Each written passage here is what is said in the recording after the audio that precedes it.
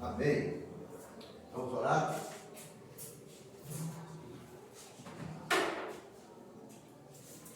Eu vou pedir a Bíblia para nos dar essa alegria do seu leitor.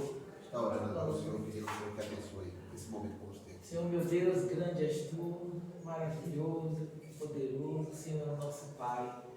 Como falamos, meu Pai, com alegria, com esperança, esse nome, meu Pai. Porque sabemos que o Senhor é um Pai zeloso, misericordioso, atencioso, justo, verdadeiro. O Senhor nos ama, meu Pai. Isso é um conforto, uma esperança que é o que nos dá esperança. Neste momento, Senhor, nós queremos colocar diante de Ti tudo o que acontecer aqui. Porque nós estamos aqui reunidos porque queremos aprender mais de Ti. Amém. Queremos Te conhecer mais, meu Pai. Em nome de Jesus, usa o professor, usa tudo o que acontecer aqui, Senhor, que nós possamos sair daqui mais enriquecidos, Senhor, mais cheios de Ti, cheios da Tua palavra. Amém. Ser com cada um, as pessoas que ainda vão chegar, os que não podem vir. Continua, meu Pai, nos abençoando, nos orientando, porque precisamos de Ti. Esta é a minha oração em nome de Jesus. Amém. Amém, Senhor. Aleluia. Estamos estudando o Evangelho de Marcos. Professor, eu tenho a foto aqui. Eu acompanho aqui o que está falando em A Carmelita está nessa classe, mas o senhor sabe, né? E agora a sogra está mal, como que eu fiz aqui. Ia ficar, mas foi. Ela disse que a partir de agora, quando ela estiver com meio pra cá, que ela não queria ensinar um monte de sinais, mas aqui dá para dar. E antes ela ficava em cada sala, toda vez que ela vem. Aí eu digo, você tem uma sala, vá para lá, assim, na figura. Então, estamos estudando o Evangelho de Marcos. O que é o Evangelho de Marcos? Evangelho segundo Marcos, Evangelho segundo João Marcos, né? Foi a forma como o Senhor fez com que essas coisas chegassem, esses fatos, esses momentos da vida de Jesus, da obra de Jesus, chegassem até a classe Julieta Rocha, no século XXI, em Itabu, na Bahia. No dia 17 de julho de 2022, estamos aqui meditando, examinando o que Marcos escreveu, que ele tomou conhecimento, que ele conversou com pessoas que viveram esses momentos, ele andou com essas pessoas foram chamadas de apóstolos pelo Senhor Jesus. Tudo que está escrito no Evangelho de Marcos, nós estamos estudando esses 13 lições, é de utilidade para as nossas vidas. É Deus querendo nos ensinar, através da vida de Jesus, através da sua vida, através da forma como Jesus agia e reagia às situações. A forma como Jesus conduzia o seu ministério, totalmente fora do padrão humano. Porque se eu fosse fazer, se vocês fossem fazer as mesmas coisas que Jesus fez, nós não faríamos do mesmo jeito. Porque ele não seguia os métodos humanos. Ele vinha de Deus e ele seguia o que Deus queria que ele fizesse. E assim ele se doou. Por isso que Marcos apresenta Jesus como servo. Aquele que veio dar a sua vida em resgate pela vida de Deus. Ele apresenta a Jesus como servo. Veio para servir e dar a sua vida em resgate. Então todos os detalhes. Chegou Fabiana, o retorno. O retorno da Jedi.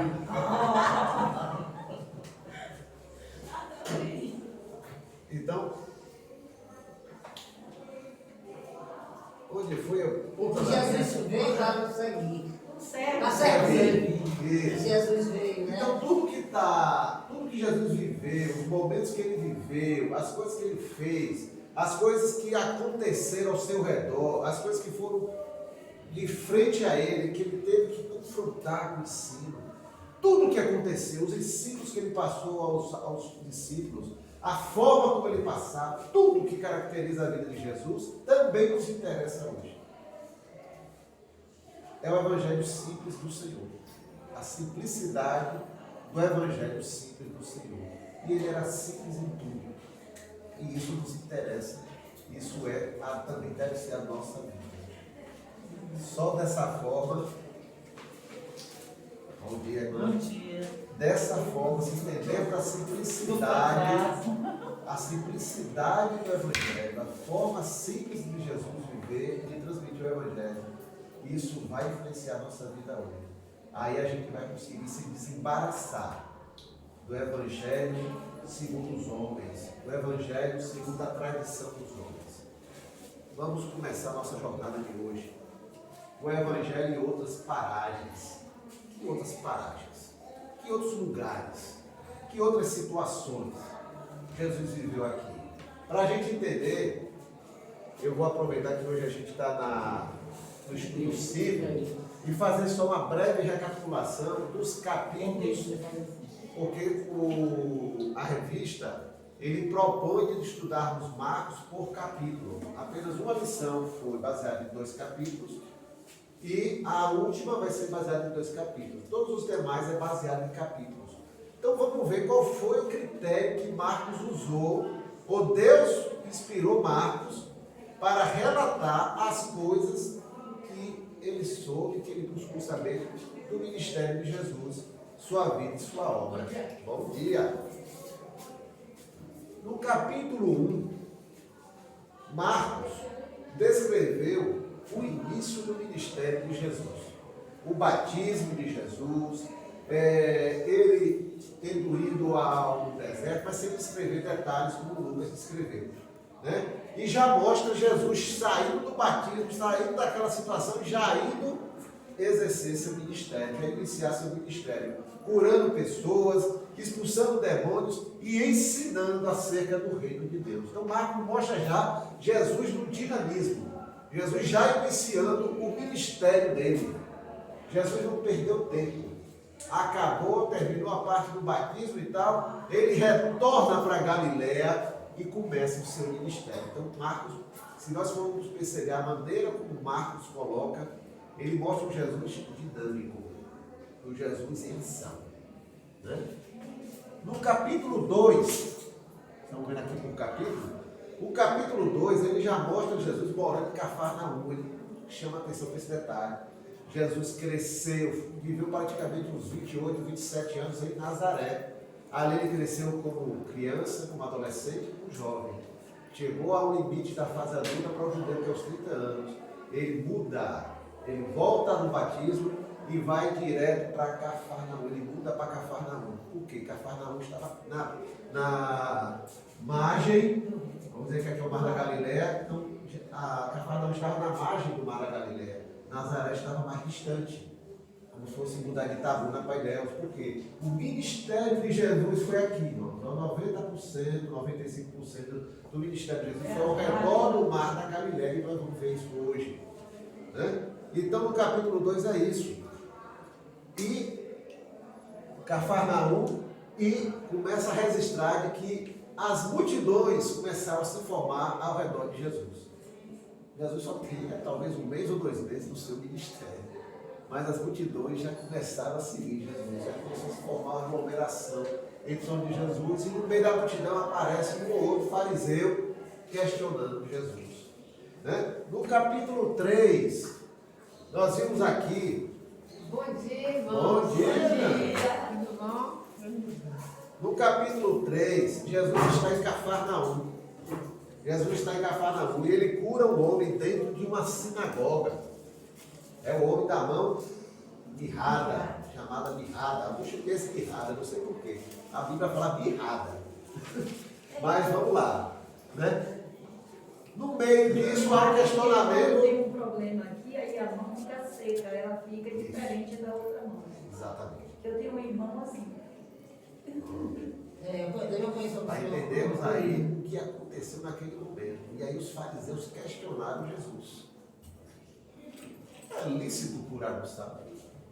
Ele não questionava, ele não vira mais da cura, né? A questão era o sábado, o ritualismo, a preocupação com a formalidade e não com a essência da coisa. Né?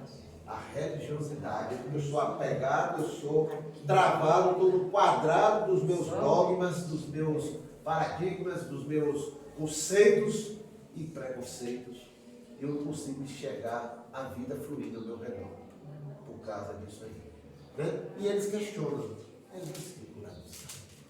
então vejo os fariseus entucando Jesus, buscando o que acusar Jesus. Né? Isso foi em Cafarnaum. Né? E eles saem ao redor do Mar da Galileia e começam a fazer o seu ministério ao redor do Mar da Galileia, como Marcos gosta. Em Marcos 4, Marcos vai dar ênfase ao uso das parábolas. Ao uso das parábolas. O método que Jesus usou abundantemente através das parábolas para transmitir os ensinos do reino de Deus. Então Marcos está mostrando várias coisas que caracterizam o ministério de Jesus. Por onde ele passou, com quem ele se envolveu, o que aconteceu, qual foi a reação do grupo, a reação dele, os métodos dele. Veja que Marcos ele procura fazer isso com muito cuidado. Aí no capítulo 5 ele mostra Jesus naquela experiência na cidade de Gadara, o famoso endemoniado de Gadareno. Né? Gadara era uma das 10 cidades de Decápolis, né? 10 Decápolis, polis, cidades, né? Decápolis 10, eram 10 cidades gentias que estavam na fronteira de Israel. Hoje é a Jordânia, país chamado Jordânia, né? Parte da Jordânia, aliás, que a Jordânia é muito maior que Israel, né? Então, Jesus esteve ali e curou um gentio, o endemoniado de Gadareno, libertou os demônios. Né? Então Marcos enfatiza isso aí. Jesus chega ali, mas ele foi o quê? Sai daqui, por favor. Olha o prejuízo que você me deu.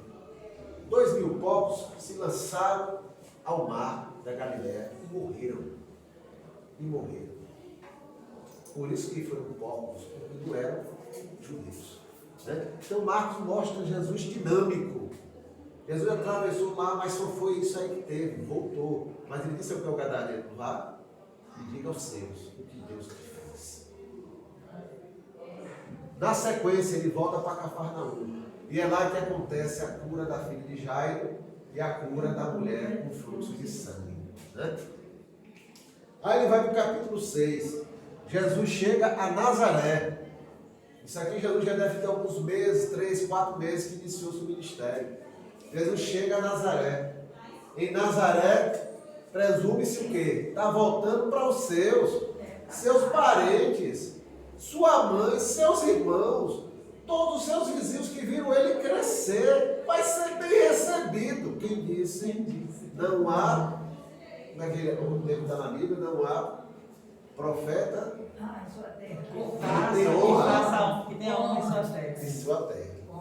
E ali a Bíblia registra, através de Marcos, de que Jesus não pôde fazer muitas coisas por causa da incredulidade.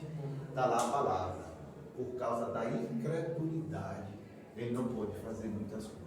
E é o que Jesus fez, chamou os discípulos, dividiu 2 em 2, vão nas aldeias vizinhas pregar o Evangelho, falar do reino de Deus, e deu autoridade, deu ensino, deu orientação. Dias depois os discípulos voltam, Senhor, muitas coisas aconteceram em teu nome.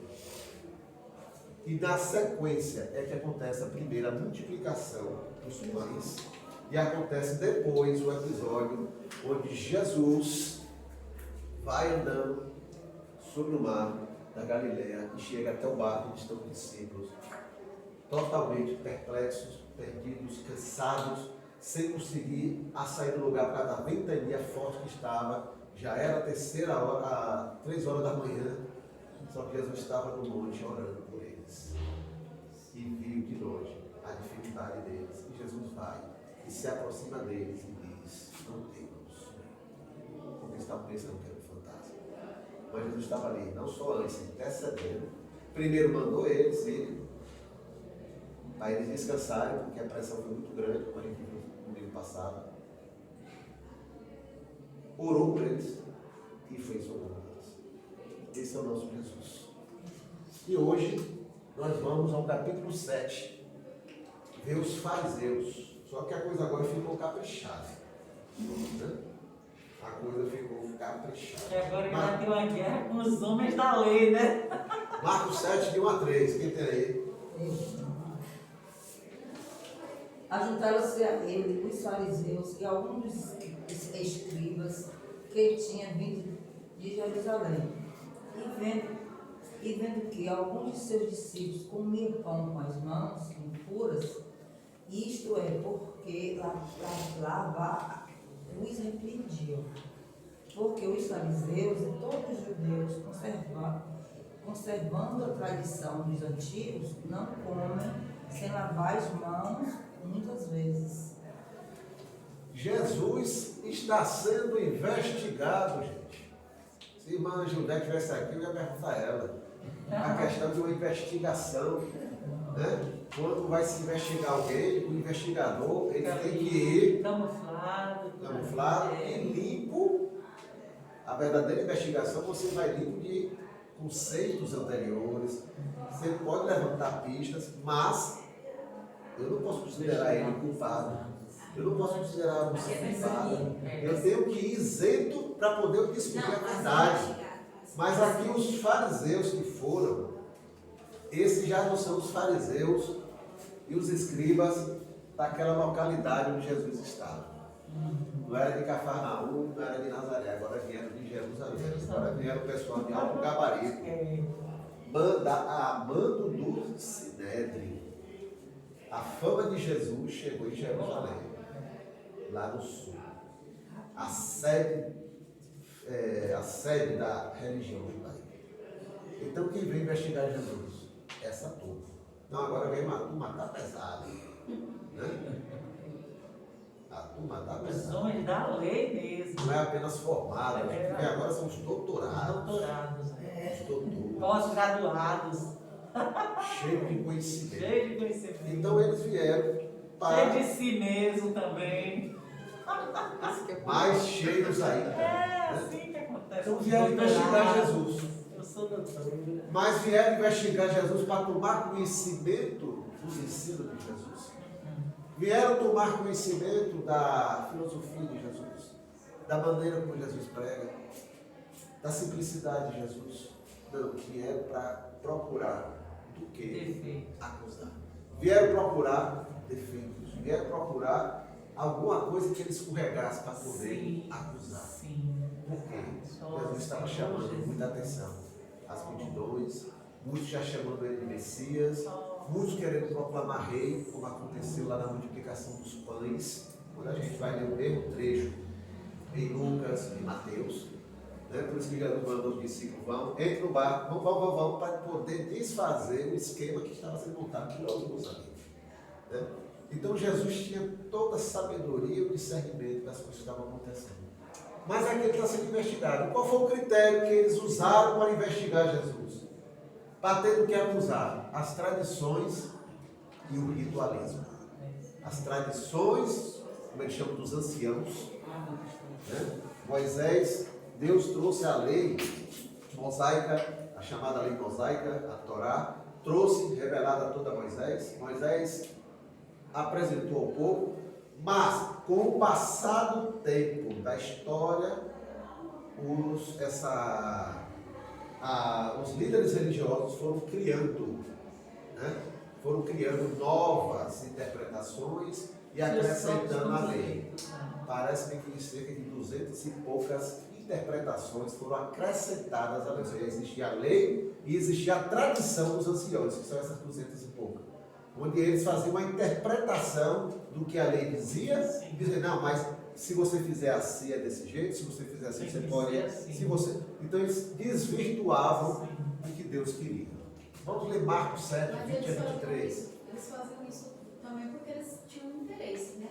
Porque se eles deixassem também Jesus ali pregando e eles seguissem Jesus, eles tinham assim, eu acho, né? Eles tinham assim, bom, eu estudei tanto para uma pessoa que nem estuda vir aqui falar, deturpar o que eu estou falando e tirar também as verbas, né? Porque lá também tinha isso, né? Tinha dinheiro, tinha tudo toda essa parte de economia. Então, assim, o que Jesus pregava era a simplicidade. E eles não queriam a simplicidade. Eles queriam que gerasse dinheiro também, né? Para eles. E se eles seguissem Jesus, eles tinham. As pessoas não queriam tirar a credibilidade deles. Tipo assim, eles estudaram tanto que não ia tirar a credibilidade deles e também o dinheiro também, né? Tem tudo isso. Tem tudo isso. Mas nesse primeiro momento, o que os fariseus foram ali, os escribas, os doutores da lei, eles não aceitavam de que Deus estaria falando através de um homem tão simples, como foi lá em Nazaré.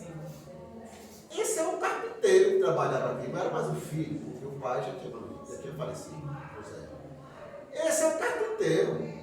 Aquele menino que jogava Aquele que corria aqui. corria, Aquele que passava, aquele que a gente viu aqui, que brincava com meus filhos, que brincava com os outros. Agora chegou aqui, curando, fazendo isso. O texto de Marcos diz que eles se admiravam dos ensinos de Jesus, souberam de todos os milagres que Jesus tinha feito, estavam impactados com aquilo que Jesus estava fazendo, mas rejeitaram. mas decidiram no seu coração não acreditar de que era Deus fazendo através deles.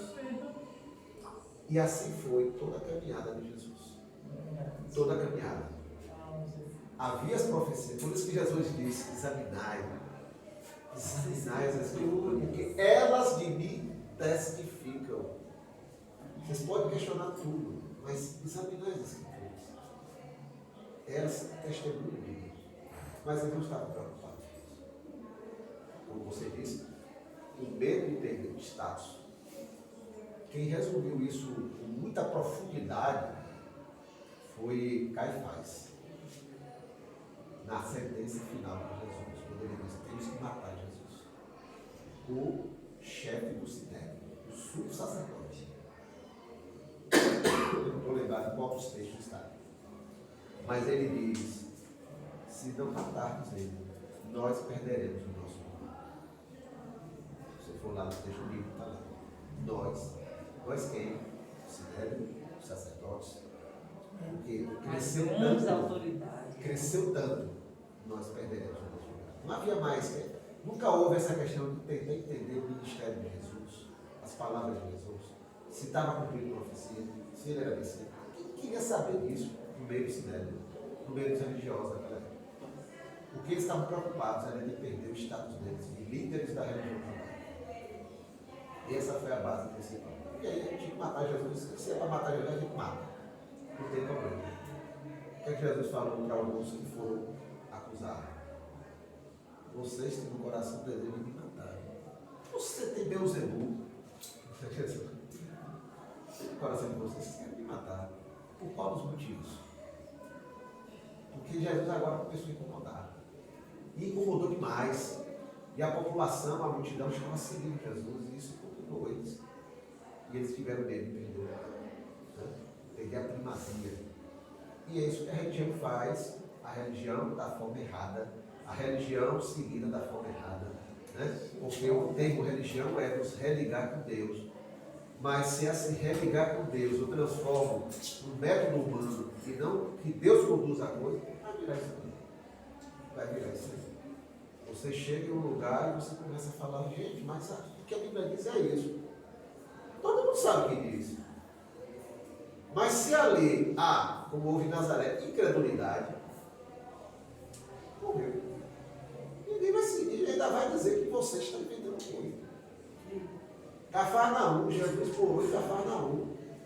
Todo o seu ministério foi morando em Cafarnaum. Ele saía, fazia as missões e voltava para Cafarnaum. Jesus andou em Cafarnaum, nas ruas de Cafarnaum. Jesus viveu na meio daquele povo, curou gente, fez isso, fez aquilo, ensinou. Foi 3 anos em Cafarnaum. Mas Jesus, lá em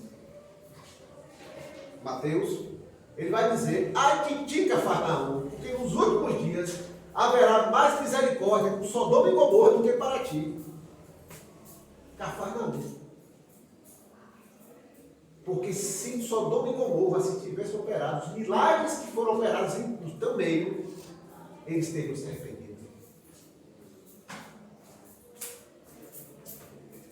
É assim a realidade. E foi isso que Jesus veio enfrentar. Pode ler? Olha, Marcos 7, 20 a 23. E dizia: o que sai do homem, isso contamina o homem. Porque do interior do homem, do coração dos homens, saem os maus pensamentos, os adultérios, as fornicações, os homicídios, os furtos, a avareza, as maldades, o engano, a dissolução, a inveja, a blasfêmia, a soberba, a loucura.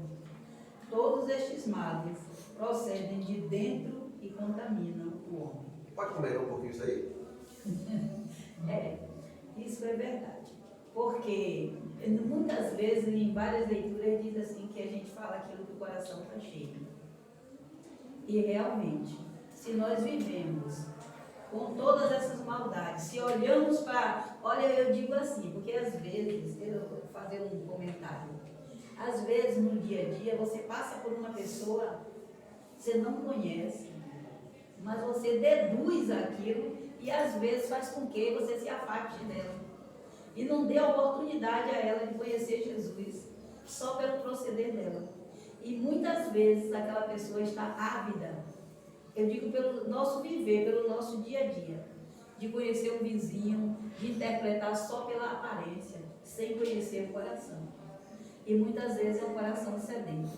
Então o pecado está em nós, porque nós vemos o exterior e não prestamos atenção para o preenchimento daquilo que Deus quer que a gente faça, que mude as ações do homem. Porque nossos pensamentos, ainda diz até que o adultério muitas vezes vem só pelo pensar. Então, o pensamento, o que vive no nosso interior, é que nos contamina e faz de nós pecadores. Porque o nosso coração faz com que a nossa visão segue muitas vezes o entendimento e aquilo que Deus quer que a gente veja. Eu vou dar um exemplo prático disso aí, que eu vivi na minha vida, anos atrás, na época de adolescente para jovem. De repente eu comecei a olhar para um primo, um certo primo meu, com indicação, não aceitando o jeito dele ser, estranhando, assim, começou sutilmente, do nada. E depois que passa a vida, que passa o tempo, a gente vai analisar, mas surgiu do nada. Foi só eu que alimentei algo, que surgiu uma faísca, e toda a minha mente eu fui alimentando. Então eu fui alimentando aquilo contra ele, e comecei a negociar, a presença dele não me agradava, me incomodava, e tudo que ele fizesse, ele podia me dar ouro, para mim aquilo ali não valia nada, ele podia ser a melhor pessoa do mundo, aquilo já não ia fazer diferença. Por quê? Porque eu decidi no meu coração de que eu não suportava ele. Não tolero esse cara não. E quando foi um dia, a gente saiu, um grupo grande, e a gente foi jogar futebol em uma fazenda aqui perto da cidade. E lá no meio do futebol, ele me atingiu num lance de futebol normal. Futebol, como alguns esportes, é esporte de contato. É inevitável que o contato não vai ter a questão se houve maldade. Ele não fez nada de errado. Mas no meu coração e na minha mente já havia uma alimentação contra ele. Eu parti para cima dele. Virou briga. Briga feia. Isso só tempos depois que eu fui analisar o que aconteceu comigo. O problema não estava nele, está em mim. Dentro do meu coração eu alimentei isso. E é isso que Jesus está falando aqui. O que foi que ocorreu, se a gente for ler o texto todo, os fariseus acusaram os discípulos de não lavarem as mãos, os braços, era até o antebraço. E até hoje os fariseus não se condenam porque comem carne de porco, porque comem algumas coisas, entendeu? E fazem coisas terríveis e só por causa daquilo você é condenado. Mas por que ele acusou? Eles acusaram os discípulos e diretamente o mestre, porque os discípulos estavam sob a responsabilidade daquele mestre. O que eles acusavam foi preocupação com a higiene, poderia até ter sido, né? Mas não foi. Fazia parte da interpretação da tradição dos anciãos, era um cerimonial. Você tinha que fazer aquele, ele não comia antes de lavar a mão, lavar o braço. E às vezes tinha que lavar outras coisas, dependia de onde ele veio, com quem ele teve contato. Se ele teve um contato, não é pegar e abraçar um gentil, não. Se for pro enterro, né? Se fosse pro enterro, Fosse pro qualquer enterro. coisa, é. Havia uma certa que tinha que se lavar todo. E para refeição, independente de onde ele esteve, ele tinha que fazer no mínimo aquilo. Então aquilo era um ritual que eles espiritualizavam. É como se você estivesse servindo a Deus através daquilo. Não era preocupação com higiene, seria bom, né? Mas não foi. Então eles começaram a dizer que os discípulos de Jesus, por culpa de Jesus, eram impuros. Aí Jesus vai falar isso aqui. As tradições dos fariseus, Jesus bate nisso aqui, ele condena o cerimonialismo e a resposta foi: vocês usam uma palavra de Isaías, né? Vocês honram. Por isso que o profeta Isaías Com falou: seus lábios, esse povo me honra com seus coração, lábios, mas não com meu coração. não com o coração. Oh, Senhor Jesus.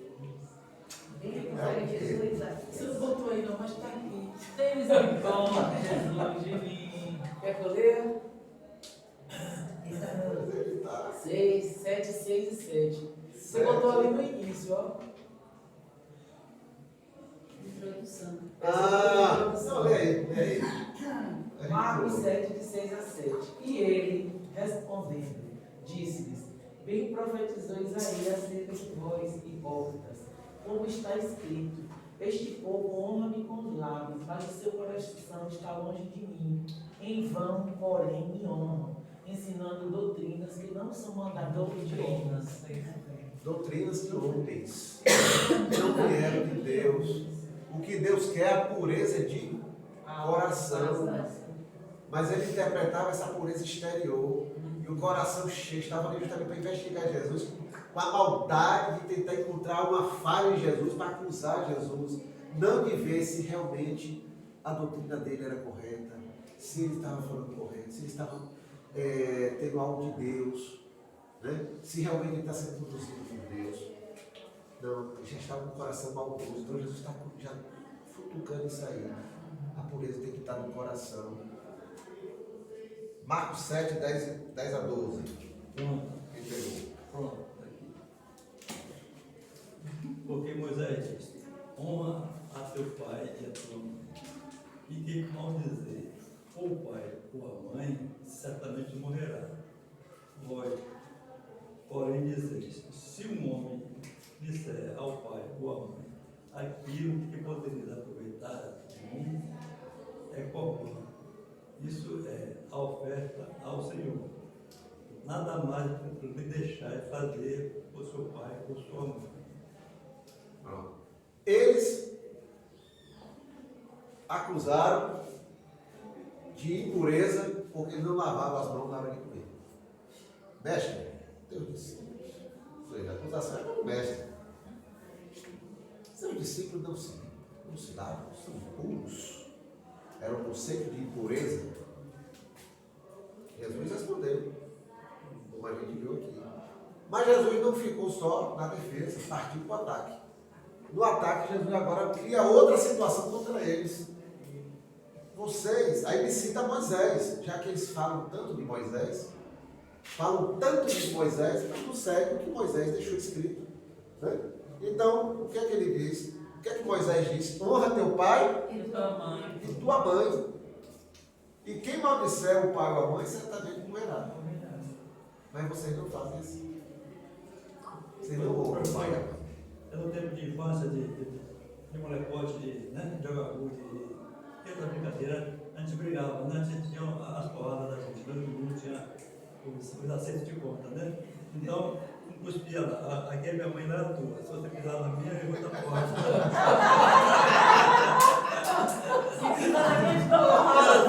Cada um com seu território. Respeitar a mãe do outro. Aí tinha que, se você pisasse lá, você já era uma Ô, irmão, eu era brinquedo da senhora bem. Você era brinquedo? Era teu filho, eu nunca fui Batia brinquedo. nele. A vez eu Aí, estava. mas na verdade, Eu cuspi assim. Eu dizia assim, ó. Eu consigo, se for mulher, pisa aqui. Pisa aqui. Tinha um negócio disso mesmo, bem Eu assim, consigo né? mandar, se for mulher, Pra pisa chamar pra aqui. brigar. Agora, Então aqui Jesus chamou a atenção para o que. Então aqui Jesus respondeu sobre o que era verdadeiramente puro Jesus me e o conseguiu. que era impuro.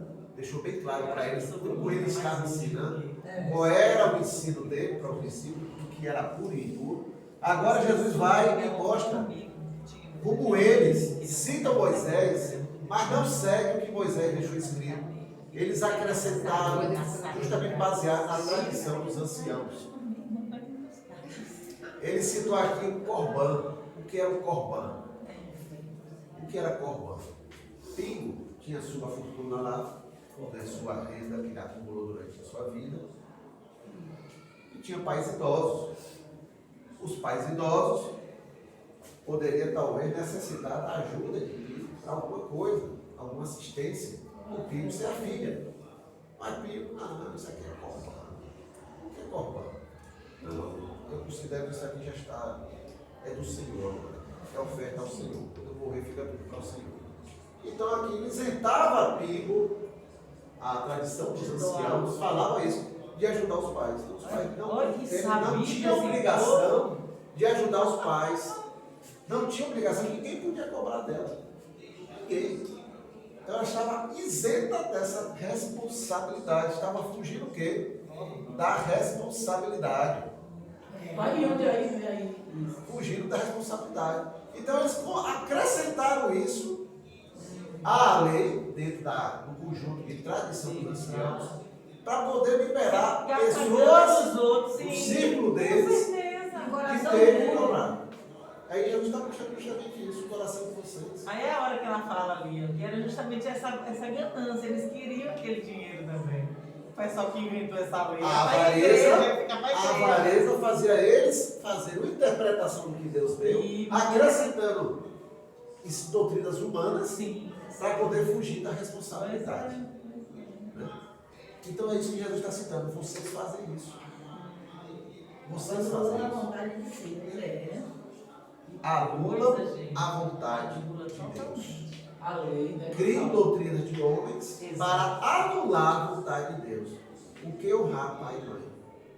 Em todas as esferas, em todas as situações da vida, você vai honrar, você vai cuidar, você vai zelar, você vai proteger, você vai fazer o que for necessário. Não existe essa questão de criar limites para o meu cuidado. Quantas vezes eu devo perdoar? A tradição dos anciãos criou um limite, mas Jesus diz: sem limite. Isso aqui botou fogo. Você vai perdoar quantas vezes for necessário. 7, 16 a 18. 16 a 18, Marcos. Se alguém tem ouvidos para ouvir, ouça. Depois, quando deixou a multidão e entrou em casa, os seus discípulos o interrogavam acerca desta parábola. E ele disse: assim também vós estáis sem entendimento? Não compreendeis que tudo o que de fora entra no homem não o pode contaminar? Rapaz, isso aqui é muito forte, isso aqui é muito sério. O que Entendeu? foi que aconteceu aqui? O que foi que 7, aconteceu? Marcos 7. Nós temos que entender o contexto das coisas que estão acontecendo. Tudo que está na Bíblia, irmãos. Se nós formos entender o contexto, nós vamos entender melhor a profundidade e a direção correta do que Deus está nos ensinando. Sempre vamos entender qual foi o contexto que aconteceu as coisas. Jesus aqui já não está mais com os fariseus. Ele entrou em casa, pega a farinha. Entrou em casa, só para ele os discípulos. E eles perceberam que os discípulos não entenderam nada. Senhor, como é que esse negócio? O que é isso? O que é isso? Natural. Natural.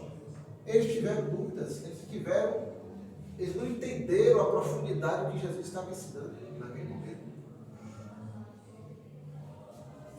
E por ter demonstrado que não entenderam, eles procuraram socorro com o mestre. Procuraram socorro com o mestre. Nem sempre, irmãos. Coisas que nós recebemos do Senhor e vivemos na palavra, o entendimento vai vir de forma rápida, de forma instantânea. Nós temos que buscar direção do Senhor, direção do Espírito Santo. Temos que buscar quem tem mais maturidade naquela área, para nós entendermos. Porque tem hora que a coisa confronta a nossa religiosidade, confronta os nossos dogmas, as nossas doutrinas humanas que às vezes nós criamos dentro de nós mesmos. Então temos que ter cuidado com isso.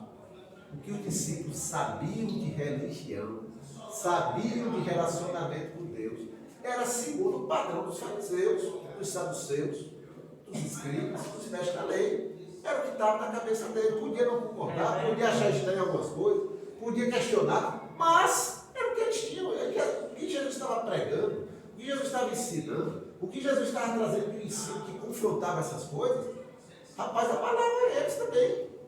Mas, Senhor, tudo está tudo errado. Então Jesus vai Eles aqui. questionavam, né? Faziam uma pergunta, e Jesus, até vocês não estão entendendo? Era muito diferente. Até Então, vocês irmãos, não entendem que a estão comigo. ênfase que vamos dar aqui nesse ponto, Meu Deus do céu. Jesus estava cuidando dos discípulos. Para quê? Para que eles tivessem o verdadeiro entendimento que vinha de Deus. Tirar o ranço da religião, o ranço das doutrinas humanas, o ranço da mentalidade segundo os meus interesses, que modifica a palavra de Deus, que está diante de um ensino verdadeiro que vai me confrontar dentro das minhas doutrinas humanas, dentro dos meus pensamentos, dentro do que eu sempre aprendi, dentro do que eu entendia do que era evangelho, mas agora eu estou sendo confrontado com o verdadeiro evangelho. O verdadeiro evangelho. Aquilo que realmente fluiu do coração de Deus. Não do coração de Eliane, não do coração de Adébora.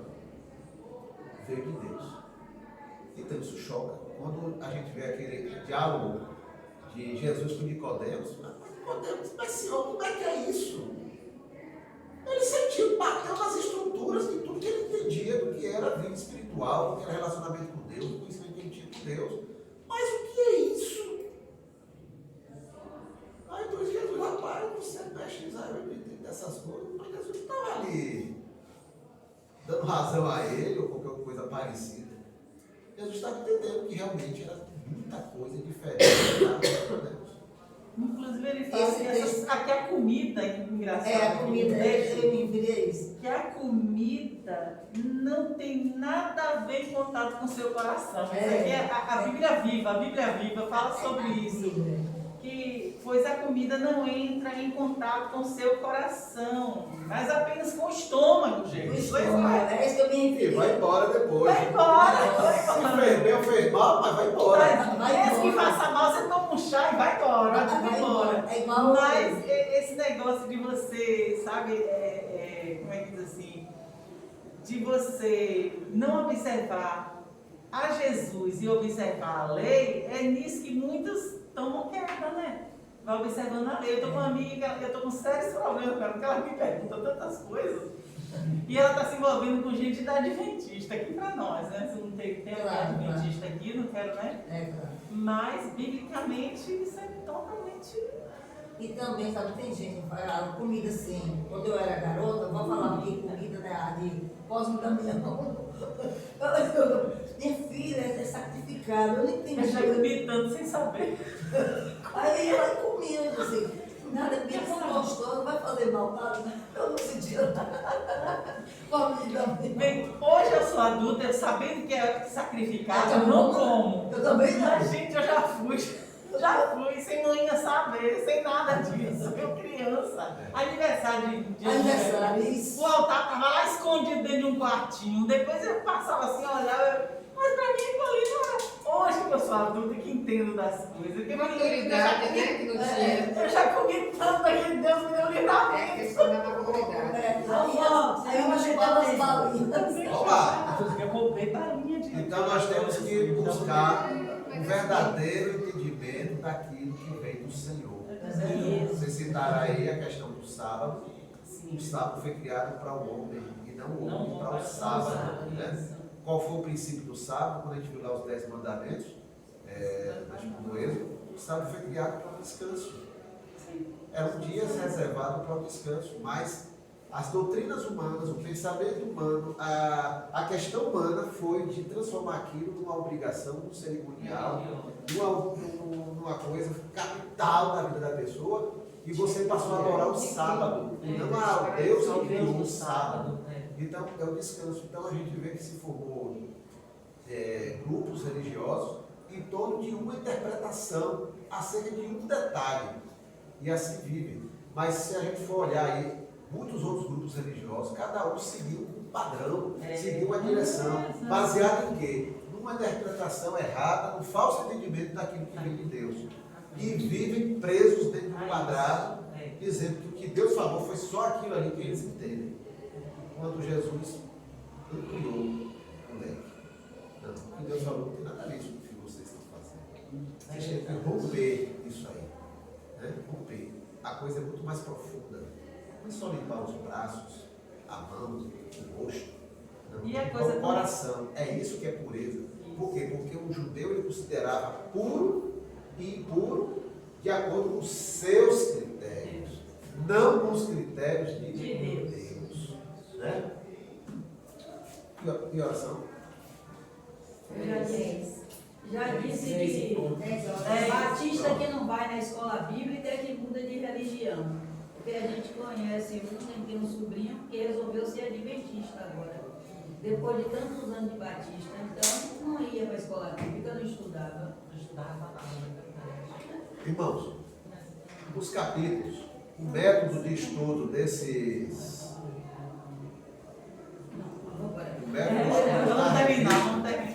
O método de estudo da revista foi de estudar por capítulo. Cada capítulo é muito rico. É muito rico. Só esse trecho que a gente viu daria para ser 3 domingos. Se a gente fosse separar aqui. E ainda tem aqui, Jesus alcança os gentios. Né? Aí tem o texto da mulher Ciro-Fenícia. Vamos só lembrar aqui, sem ler o texto, aquela situação que a mulher foi, Jesus se afastou do miolo, do olho do furacão, e foi descansar. Foi ficar lá uns 2, 3 dias, quieto. Entrou em uma casa, atravessou o mar da Galileia e foi para a região perto da Síria e da Fenícia. Ou seja, região de gentios. Tinha judeus ali morando? Tinha, mas o predomínio era gentios. Então Jesus foi para ficar despercebido. Quem disse? A mulher percebeu, soube de alguém fez alguma fofoca. Jesus é aquele que está arrastando multidões e curando, libertando demoniados. Está aí. Então ela foi procurar Jesus. Ela foi procurar Jesus. E na experiência dela, a gente sabe aquela história que às vezes choca. Quando ela diz, Senhor, cura minha filha, liberta minha filha. E Jesus diz, eu não posso dar comida aos cachorrinhos. A prioridade agora é os filhos de Israel.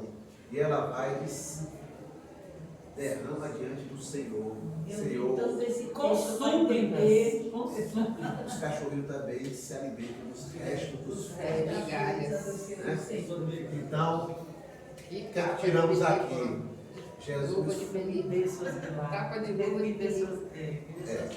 Por que ele falou cachorrinhos? Era um provérbio da época. Os judeus tinham, os gentios eram cachorros, eram cães, não mereciam tratamento bom, eram cachorrinhos. O que sobrasse podia ir para eles. Então ele usou essa expressão para testar a fé dela. Jesus não menosprezou, não ironizou. Ele apenas era um judeu, ela sabia. Ele estava numa região gentia, então ele não iria se misturar com os não gentios, os gentios. Mas ele testou. Como se fosse assim, você sabe que eu sou judeu, eu não posso fazer nada por você. Mas testou a fé. E ela reagiu. Porque ela sabia que ela estava Jesus. Por isso que ela usou a expressão. E a fé dela fez ela ter sabedoria de responder. Né? Sabedoria. Pela fé. E a fé, Jesus disse a tua fé. Libertou a tua fé. Volta lá, ela tá boa. Jesus nunca rejeitou as pessoas excluídas pela religião, pela sociedade. Ele estava ali para uma pessoa que, para os judeus, Por quê? Porque era gentia. Ela impura. Havia um conceito de impureza que atingia várias pessoas, os que eram leprosos, os que eram isso, os que eram aquilo. E ela era impura só por ser gentia, só por não ser israelense, só por não ser judia. Então ela era uma pessoa excluída da religião judaica. Jesus sempre acatou as pessoas excluídas. Andou no meio das prostitutas, dos publicanos, andou no meio de todos aqueles que a religião excluía, dos doentes. Então os judeus consideravam ela impura. Então o judeu nunca estaria próximo dela. Jesus usou a mentalidade judaica para testar a fé dela. Ela reagiu da forma correta. Por que ela reagiu da forma correta? Ela resistiu ao Senhor. Então Jesus viu a fé daquela mulher. E ela conseguiu, queria, basear na sua fé. Não nas suas palavras, mas foi na sua fé. Dali Jesus saiu. Não sabemos se um dia depois, 2 dias depois, para Decápolis.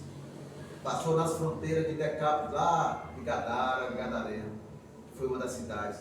Passou aqui, região de gentios também. Aí veio o sul do mundo.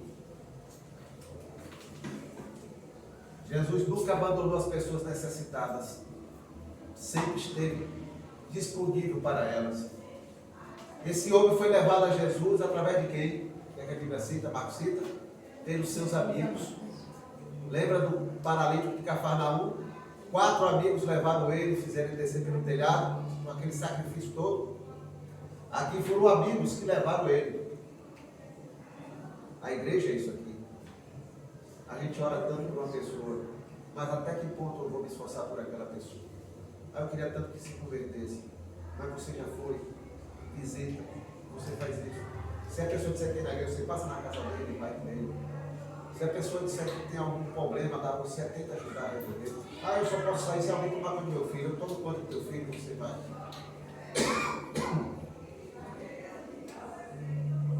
Muita gente estranha o método que Jesus usou. Ele botou o dedo no ouvido do rapaz, botou saliva na boca dele. Mas coisa nojenta o que? Os métodos de Jesus não é o meu nem o seu. Os métodos do Senhor pertencem a ele. E aqui ele já estava abrindo uma exceção, atendendo os gentios, já anunciando que futuramente eles também seriam abençoados. As conclusões que nós tiramos hoje. Eu preciso conhecer Jesus, sua vida e sua obra. Eu preciso conhecer Jesus, sua vida e sua obra. Eu preciso. Pai, eu não sei guiado pelos conhecimentos humanos e nem pela minha vontade, que às vezes quer sobressair a vontade. Esse é o pior problema que você tem, viu? É uma menina chamada Ana. É complicado, você carrega a vida toda. Sim. O aterro em mim, misericórdia. É perigoso, se eu não tomar cuidado, não é Às fácil vezes você não. está vendo aqui na palavra e você quer ser melhor do que Fazer uma interpretação Fazer do seu que não é jeito. bem assim, que é isso aqui. Meu filho. Devo honrar o Senhor com o coração puro. Meu coração tem que estar puro para honrar meu Senhor. Ele conhece. Não é com ritualismo, cerimonialismo. Eu posso cantar 10 solos, eu posso fazer 10 mensagens. Eu posso fazer tantas coisas dentro da igreja, mas se meu coração estiver puro, Deus não está aceitando nada daqui. Buscar o verdadeiro entendimento das coisas de Deus. Eu tenho que entender as coisas de Deus a partir do ponto de vista de Deus, não do meu ponto de vista. Eu vi um pastor que é muito conhecido aqui no Brasil, uma entrevista está dizendo que foi fazer doutorado em teologia. Diz, irmãos, o negócio é tão feio que eu quase me torno ateu. Porque o conhecimento humano acerca de Deus está tão acumulado que o homem acha que já conhece mais Deus do que Deus mesmo. E a coisa ficou feia. Se eu não tomasse cuidado, eu ia virar ateu. Eu fiz só por causa do diploma. E porque tem muito conhecimento que realmente eu vou aproveitar. Mas Bem que é bom, né? parte dos estudos não vem de Deus, não. Ele falou da declaração dele. Parte da que eu vi lá não vem de Deus, não. Não vem de Deus, não. Então, buscar o verdadeiro entendimento das coisas de Deus. Tem que reter o que é bom. E Jesus acolhe todas as pessoas. Alguma pessoa Jesus acolhe todos. Naquele momento não era ainda com gente, mas baseado na fé deles. Jesus atendeu a mulher cirofenícia, atendeu o surdo de Decápolis, atendeu o servo do centurião, né? E por aí foi. A mulher que pediu para que desse as migalhas. Eu acho que uma das dificuldades é o apego, né? A gente tem muito apego a muita coisa e na hora que você vem a provação, o apego atrapalha. Porque quando fala aquela parábola, distribui tudo, né? Você tem e me siga. Aí o rapaz foi na hora que tocou na ferida dele e ele recusou. E a gente tem muitos apegos na vida que dificulta o relacionamento. Por isso, que na hora que bate ali no seu ponto fraco, mas aqui é comigo. Então, eu desfrutei muito. Isso atrapalha muito. Essa semana de um podcast com o pastor Nicodemos, Karina Bach e depois uma outra pessoa dando a posição dele em relação. Gente, a posição dele é fraca demais. Não tem nada a ver com a palavra de Deus. E a gente precisa estar atento a isso. E tudo que o pastor falou foi só bênção, sabe? Nesse podcast. E eu vi assim, meu Deus, que desfrute maravilhoso. O cara colocando a posição dele, da religião dele, dentro daquele quadro do YouTube, entendeu? Pegando o que o pastor estava ensinando a Karina Bach e dando a opinião dele, achando errado o que o pastor falou. Meu Deus, assim, cada um tem os seus argumentos. Sim, e defende os seus argumentos. Totalmente longe de Deus as coisas que ele falou, totalmente, da palavra. O que ela falou ali é certo, esse negócio de quando veio para o nosso lado, né? Mas assim, não é só os bens materiais, né? Porque quando Deus falou para ele largar tudo, Deus não falou só os bens materiais, né? Naquele momento ele estava avaliando a espiritualidade dele. Tem coisas na nossa mente que a gente desfruta. Precisa lavar. Precisa lavar. Tem coisas também que a gente olha para outras pessoas e a gente, como foi falado aqui, a gente coloca coisas na nossa mente que não é verdade, entendeu? Como tem um exemplo aqui, um professor da academia lá, que eu faço, ele é gay. Então, assim, tem muitas pessoas lá que são evangélicas que condenam ele por ele ser gay. E fica falando várias outras coisas assim, dando piada e alguma coisa assim. E quando eu cheguei, eu conheci ele, a gente conheceu, eu abraçava ele, beijava ele, bom dia e tudo, abraçava ele, aquele negócio todo. E chegou um momento que ele falou assim, agora no São João mesmo, vamos para a festa do São João com a gente, tá? Eu falei assim, eu não vou. Aí ele falou assim, por que você não gosta? Eu falei assim, não, porque eu sou evangélica.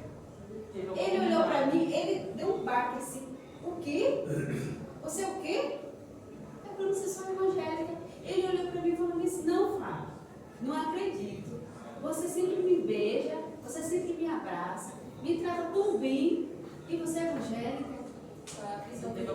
A imagem é totalmente diferente. A percepção é diferente. Ele falou assim, precisa ter mais evangélico do seu jeito.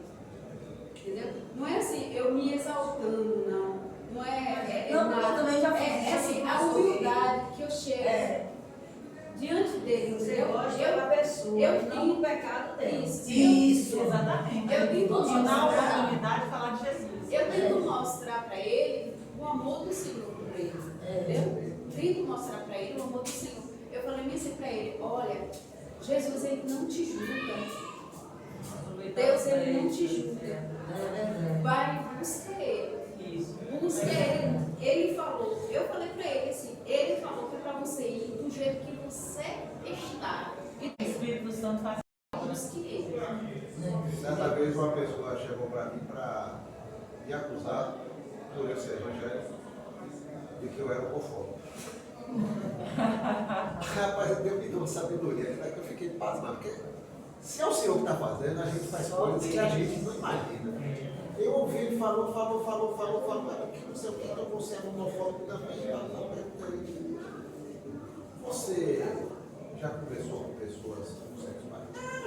Bom dia e tal, não sei o que, sim, eu estou falando de conversar, de se relacionar, de receber em sua casa, de conversar com eles, não sei o que. Não. Eu sou aqui defensor apenas e tal, não sei o quê, mas não tenho não, por exemplo, eu já tive. Eu conheci um que era assim, assim. E eu pude contribuir na vida deles. Não acusei eles. E a hora que eu estou na rua, eu converso com eles e me respeitam. Eu acho que quem é homofóbico é você. Porque você não quer se relacionar com o mundo deles. Você não quer cooperar na vida do mundo deles. Assim como eu estou tentando cooperar na tua vida. Então, com suas palavras, seu entendimento das coisas. Entender isso aí. Tirar vários preconceitos da gente, né? Sim, Muito padre, várias Deus coisas. condena Descarregar, jogar no Pecado. lixo. Não Mas é Ama o pecador. Aí não pode misturar, como eu citei aqui. É, E você não alguém vai que ser. bebe. Aí dá um exemplo, convida. Como você quiser trazer sobre. Não beber, para não pecar. Para não pecar, para não se falar. Né? Eu vou pedir a Eliane para encerrar esse momento com oração. Oremos. Eliane e Fabiana que voltaram Amém. novamente nessas semanas aí. Não, essas semanas aí. Irmãos, a mãe Ai, de Gustavo viajei. está enferma, eu já botei até no grupo, né, para os irmãos continuarem a orar. Ela fez a cirurgia, graças a Deus, está muito bem. Graças a Deus. Aceitou a Jesus lá, já foi lá para fazer isso, enquanto ela estava lá com aquele negócio, né, com o aparelho A fora, Eliane vai né? orar aí também. E aí, é Áurea, minha sogra. Aí eu estou indo para lá agora para ir ao hospital. Amém, meu irmão. Vamos orar. Querido Deus, nosso Pai do céu, muito obrigada por esta maravilhosa manhã, onde tivemos contato com a Tua palavra, compartilhar como é bom alimentar o nosso espírito, fortalecer a cada instante, a cada manhã. E nós pedimos, ó Pai, que Tu renove nossas mentes, que Tu nos capacite a administrar o que nós estamos pensando para gerar novos comportamentos de acordo com a Tua palavra, Senhor. Que Tu possa estar cuidando de nós, de acordo com as necessidades de cada um. Tu sabes, ó Pai, que nós Te amamos, Tu sabes também que sem Ti nada somos, nada podemos fazer. Te pedimos agora, neste momento, pela recuperação da Tua serva Áurea, Senhor, onde neste momento, Senhor, ela está começando a ter uma sua vida santificada na Tua presença, meu Pai, que Tu possa ir trabalhando, edificando a cada dia a vida dela, recuperando a sua saúde, resgatando, Pai, para Ti, ó Pai, para que através dela outras pessoas possam ser contaminadas pela Tua palavra, pelo Teu Espírito Santo. Muito obrigado pela palavra que a defendeu, Senhor, que sirva para nós, Senhor, de grande alimento espiritual para cada momento em nossas vidas. É o que nós pedimos e nós Te agradecemos de todo o coração, em nome de Jesus. Amém. Amém. Irmãos,